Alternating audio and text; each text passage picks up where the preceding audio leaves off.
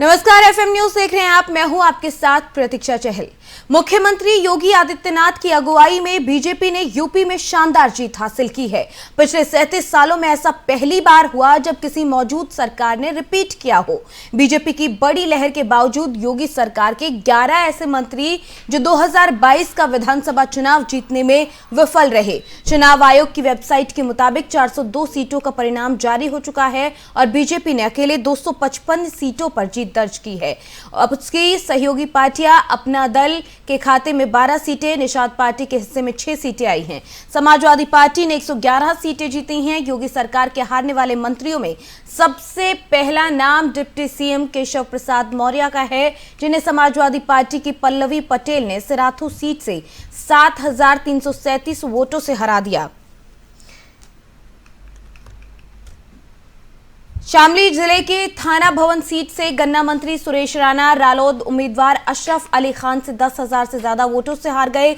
बरेली जिले की बहेरी सीट पर एक अन्य मंत्री छत्रपाल सिंह गंगवार को समाजवादी पार्टी के प्रत्याशी उता उर रहमान ने 3,355 मतों से हराया। ग्रामीण विकास मंत्री राजेंद्र प्रताप सिंह उर्फ मोती सिंह प्रतापगढ़ की पट्टी सीट पर समाजवादी पार्टी के राम सिंह से 22,051 मतों से हार गए। योगी सरकार के एक और मंत्री चंद्रिका प्रसाद उपाध्याय चित्रकूट में समाजवादी पार्टी के अनिल कुमार से पराजित हो गए। तो वहीं मंत्री आनंद स्वरूप शुक्ल बलिया जिले के बेरिया सीट से समाजवादी पार्टी के जयप्रकाश अंचल से 12,951 वोटों से हार गए। शुक्ल पिछली बार बलिया सीट से चुनाव लड़े थे, लेकिन बीजेपी ने इस बार उन्हें मौजूदा विधायक सुरेंद्र सिंह की जगह बेरिया सीट से मैदान में उतारा था। यूपी के खेल मंत्री उपेंद्र तिवारी बलिया की फेफना सीट समाजवादी पार्टी के उम्मीदवार संग्राम सिंह से 19,354 मतों से हार गए।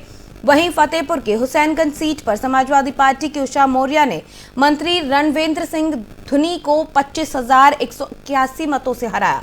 औरैया जिले की दिबियापुर सीट पर समाजवादी पार्टी के प्रदीप कुमार यादव ने लखन सिंह राजपूत को 473 मतों से हराया। सिद्धार्थनगर जिले की इटावा सीट पर राज्य के बेसिक शिक्षा मंत्री सतीश चंद्र द्विवेदी को सपा उम्मीदवार माता प्रसाद पांडे ने 1,662 मतों से हराया है।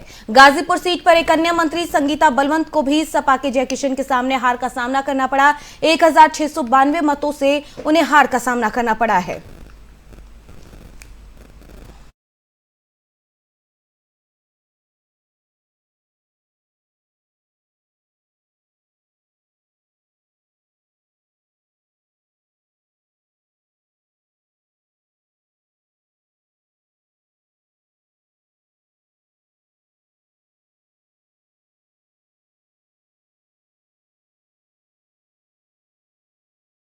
तो जिस तरीके से बीजेपी की शानदार जीत हुई, लेकिन इस बीच में मंत्रियों की हार कहीं ना कहीं कई सवाल यहां पर खड़े करते हैं। इसी तमाम मुद्दे पर चर्चा करेंगे। हमारे साथ वरिष्ठ पत्रकार अरविंद विद्रोही जी हमारे साथ यहां पर जुड़ गए हैं। विद्रोही जी, बहुत स्वागत है आपका एफएम न्यूज पर। धन्यवाद जी।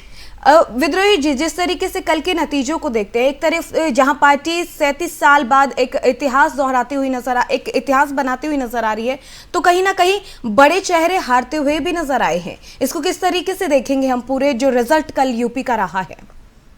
देखिए, इसके 2-3 कारण है। जैसे कुछ मंत्रियों का सीट बदला गया था, आनंद का सीट बदला गया था और वहाँ जिनकी जगह सीट दिया गया था वो भी जनसंपर्क वाले नेता थे। वो दूसरी पार्टी से एक तरह से निर्दलीय चुनाव लड़ गए, जिसका खामियाजा हुआ कि आनंद चुनाव हारे। और जैसे एक इटवा की सीट है सिद्धार्थनगर जनपद की, जहाँ से सतीश थे शिक्षा मंत्री, वो इसलिए चुनाव हारे कि उनके मुकाबले माता प्रसाद पांडे एक बड़ा नाम भी था। और बतौर मंत्री सतीश द्विवेदी ने अपने परिवार के ही लोगों की गलत तरीके से नौकरी लगवा दी थी, जिससे जो है क्षेत्रीय स्तर पर भी काफी आक्रोश लोगों में आया। क्योंकि भारतीय जनता पार्टी का जो एक आधार वोटर होता है वो शुरू से ही जागरूक वोटर होता है। वो इस तरह के लोगों को पसंद नहीं करता है जो बेईमानी करे। तो उसका खामियाजा सतीश को मिला। और अगर पश्चिम की बात करें तो सुरेश राणा के चुनाव में जिस तरह से गोलबंदी हुई, धार्मिक आधार पर जो है मुस्लिमों का ध्रुवीकरण हुआ पश्चिम में कई जगह, वो खामियाजा वहां पर उठाना गया है। तो स्थानीय स्तर पर जो धार्मिक गोलबंदी अल्पसंख्यकों ने एक मुश्त होकर के वोट दिया, जबकि इसके बिल्कुल उल्टा भाजपा पर लोग आरोप लगाते हैं, सपा और कांग्रेस और बसपा, कि वो हिंदुओं की गोलबंदी करती है। लेकिन इस चुनाव के नतीजों से साफ हो गया है कि मुस्लिमों ने एकजुट होकर के वोट जो है सपा गठबंधन को दिया। अभी थोड़ी देर पहले मायावती जी ने भी इस बात को कहा और सपा के लोग भी इस बात को कह रहे हैं। तो मैं बार बार कहता हूं कि अगर मुस्लिम एक साथ वोट दे करके वोट करते हैं और उसको लोग कहते भी हैं, तो अगर हिंदू भी अगर जिस दिन एक होकर के हिंदू पर वोट देने लगेगा, उस दिन तो चुनाव नतीजे मतलब आप सोचा जा सकता है कि किसी हालत में जो है किसी और के पक्ष में नहीं जाएगा, भाजपा के पक्ष में जाएगा जी। तो अभी जिस तरीके से, चलिए देखिए, जिस तरीके से बीजेपी का प्रदर्शन रहा वो अपने आप में खास रहा, लेकिन अगर बात करें मायावती का, तो क्या वो अपना मैजिक खो चुकी हैं? क्योंकि जिस तरीके से बीएसपी का कल प्रदर्शन रहा है, कहीं ना कहीं ये लग रहा है कि वो तो खत्म होती हुई पार्टी दिखाई दे रही है। देखिए, कांशीराम जी ने इस पार्टी को बनाया था और उन्होंने पार्टी बनाया था तो उन्होंने कहा था कि वंचित, दलित और पीड़ित जो शोषित तबका है उसको हमको मजबूत करना है। पहले उन्होंने सामाजिक रूप से मजबूत किया, फिर राजनीतिक उन्होंने नेतृत्व उसको दिया और उसके बाद राजनीतिक नेतृत्व भी जब हो जाता है किसी भी समाज का, तो उसके बाद उसके आर्थिक और शैक्षिक सुदृढ़ीकरण की बात आती है, जो सभी लोगों ने कहा कि शिक्षित बनो, संघर्ष करो, आगे बढ़ो।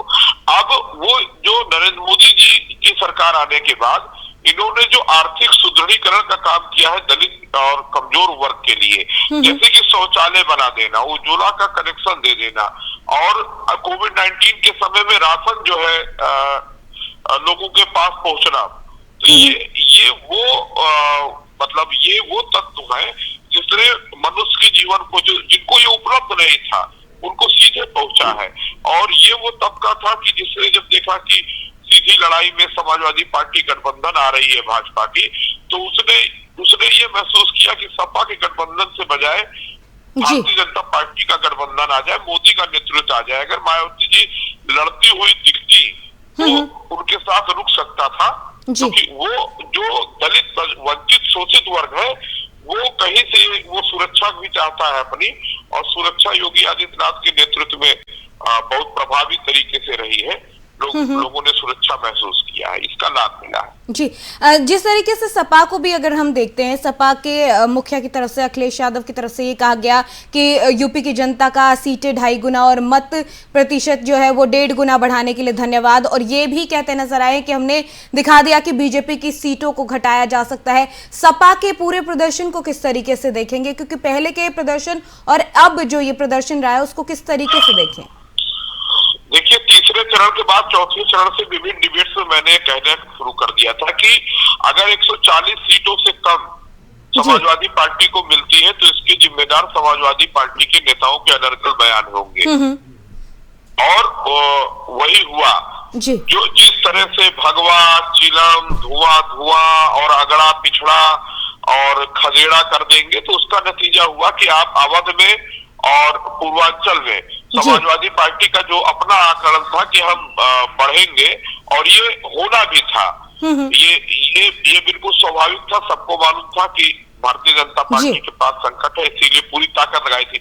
लेकिन जब इन्होंने भारत के सनातनी समाज पर, हिंदुत्व पर चोट की, आस्था पर प्रहार किया और अनर्गल बयानबाजी की, अखड़ा बनाम पिछड़ा स्वामी प्रसाद मौर्य और राजभर इन लोगों ने, तो उसका नुकसान हुआ है समाजवादी पार्टी को। नहीं, समाजवादी पार्टी 140 से ज्यादा सीटें पाती, 150 तक पर बसपा भी पाती, कांग्रेस भी कुछ पाती, और भारतीय जनता पार्टी की स्थिति ये हो सकती थी कि 180-90 सीट से लेकर 220 सीटों तक रहे।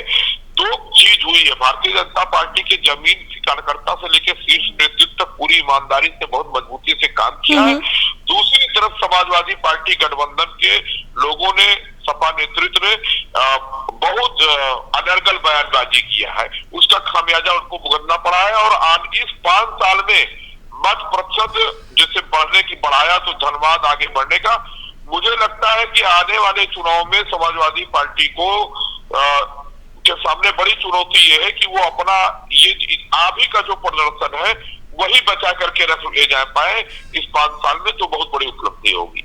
जी, तो जिस तरीके से अभी जो प्रदर्शन रहा है, आगे अगर उसको मजबूत रखने की कोशिश चाहे पार्टी कोई सी भी हो उसकी तरफ से की जाती है तो आगे वो देखने वाली बात होगी। बहुत शुक्रिया अरविंद जी, आप हमारे साथ यहाँ पर जुड़े, अपना कीमती वक्त आपने दिया, चर्चा का हिस्सा बने। तो जिस तरीके से आपने अरविंद जी को सुना, उनकी तरफ से कहा गया कि कहीं ना कहीं ये जो बयानबाजी आखिर में सपा की तरफ से हुई है, इस बयानबाजी का कहीं ना कहीं नेगेटिव इम्पैक्ट जो है वो हुआ है सपा के प्रदर्शन पे। और बेहतर प्रदर्शन सपा कर सकती थी, लेकिन ये प्रदर्शन बेहतर इसलिए नहीं हो पाया कि जो बाद की बयानबाजी हुई वो एक तबके को नुकसान पहुंचाती हुई यहां पर दिखाई दी है।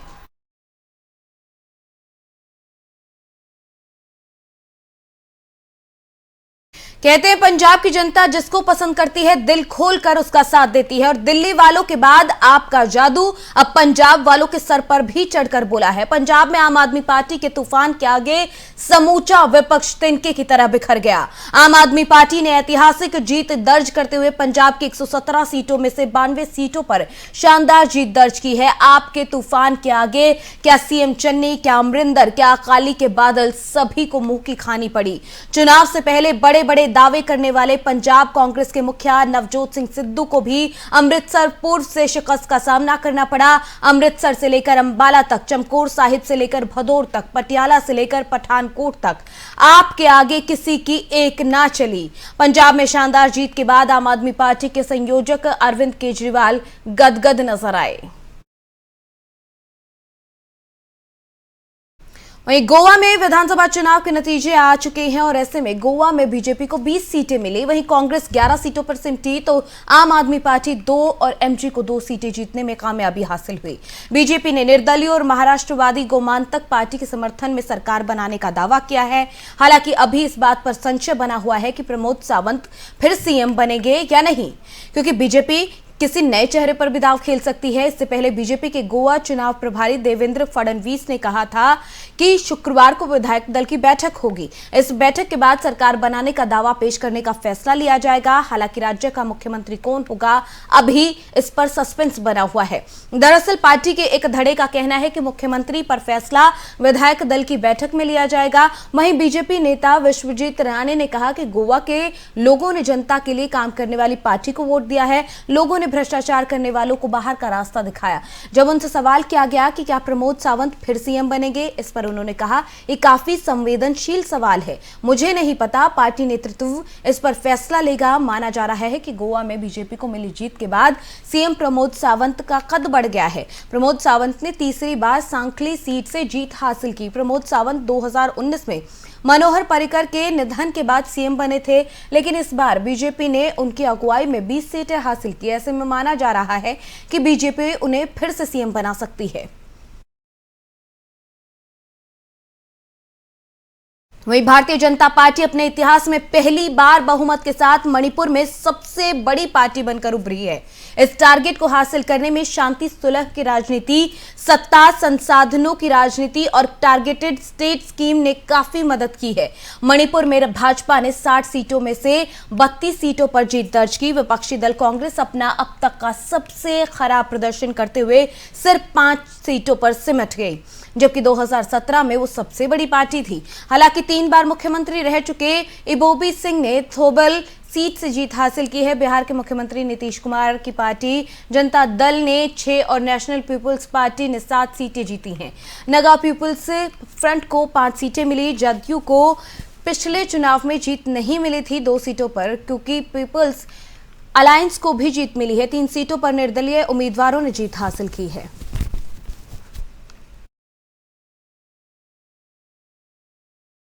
और अब बात करेंगे शेयर बाजार की, क्योंकि कई दिनों की गिरावट के बाद बाजार को 5 राज्यों के विधानसभा चुनाव के परिणाम से जरूरी राहत मिली थी। हालांकि ग्लोबल ट्रेंड में ये तेजी ज्यादा समय तक टिक नहीं पाई और शुक्रवार को अगले ही दिन यानी कि गुरुवार घरेलू बाजार ने ये तेजी खो दी। आज के दिन की बात की जाए तो ग्लोबल मार्केट में बड़ी गिरावट आज जैसे ही बाजार खुला देखने को मिली।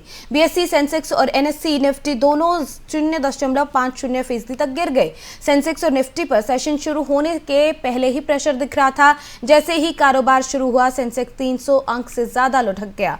हालांकि चंद मिनटों के कारोबार में इसने रिकवरी के संकेत दिए। सुबह 9:20 पर सेंसेक्स की गिरावट 100 अंक से कम हो चुकी थी और अब ये 55,365 अंक के आसपास ट्रेड कर रहा था और इसी तरह से एनएससी निफ्टी का नुकसान 50 अंक से कम हो चुका था और ये 16,550 अंक के आसपास का कारोबार कर रहा था। एनालिस्ट बता रहे हैं कि घरेलू बाजार के ऊपर ग्लोबल मार्केट के ट्रेंड का प्रेशर है।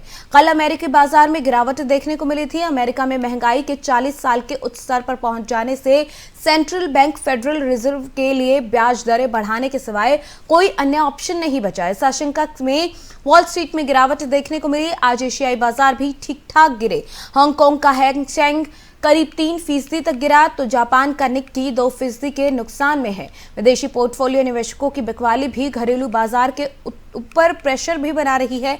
रूस यूक्रेन की जंग के चलते बढ़ी अनिश्चितता और क्रूड ऑयल के रिकॉर्ड उबाल के बीच इन्वेस्टर्स सुरक्षित विकल्प की तलाश कर रहे हैं। इस सप्ताह तो बिकवाली का ऐसा आलम देखने को मिला कि हर रोज बाजार में $1 बिलियन निकाले जा रहे हैं। आंकड़ों के अनुसार इस सप्ताह के पहले 2 दिन में एफपीआई ने बाजार से $2 बिलियन निकाल लिए। इससे पहले पिछले सप्ताह एफपीआई ने भारतीय बाजार से $2.9 बिलियन निकाले थे। अक्टूबर से अब तक एफपीआई घरेलू बाजार में $19 बिलियन की बिकवाली कर चुके हैं। ये 2008 के फाइनेंशियल क्राइसिस के बाद एफपीआई की सबसे भयानक बिकवाली है।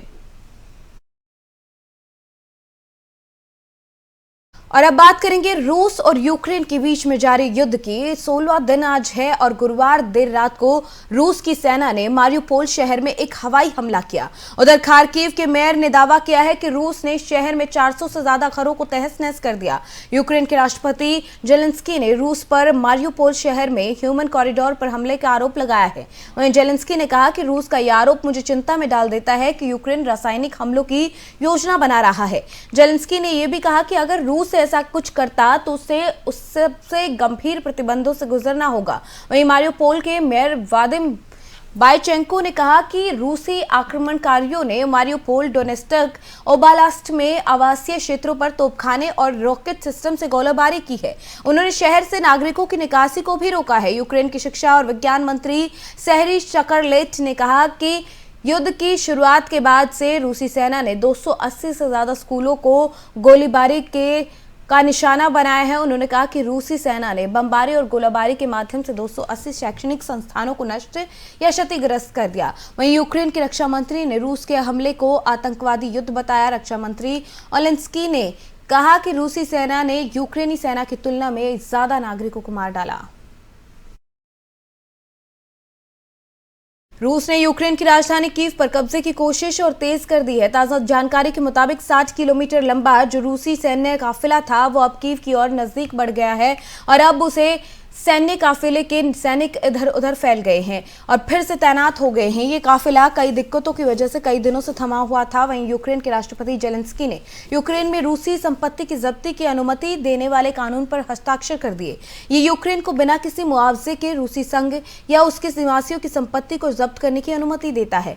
संसद ने इसे 3 मार्च को पारित किया। रूसी समाचार एजेंसी TASS के मुताबिक रूस के विदेश मंत्री लावरोव ने कहा कि मॉस्को ने कभी युद्ध नहीं चाहा और मॉस्को मौजूदा संघर्ष को खत्म करना चाहता है। बता दें, व्हाइट हाउस की प्रेस सचिव जेन साकी ने भी कहा कि रूस के खिलाफ युद्ध लड़ने के लिए यूएस का यूक्रेन में हमारे सैनिकों को भेजने का कोई इरादा नहीं। हमारा आंकलन इस पर आधारित है कि विश्व युद्ध को कैसे रोका जा सके। यूएस सेनेट ने यूक्रेन और उसके यूरोपीय सहयोगियों के लिए सैन्य और मानवीय सहायता के $13.6 बिलियन के आपातकालीन पैकेज को मंजूरी दे दी है।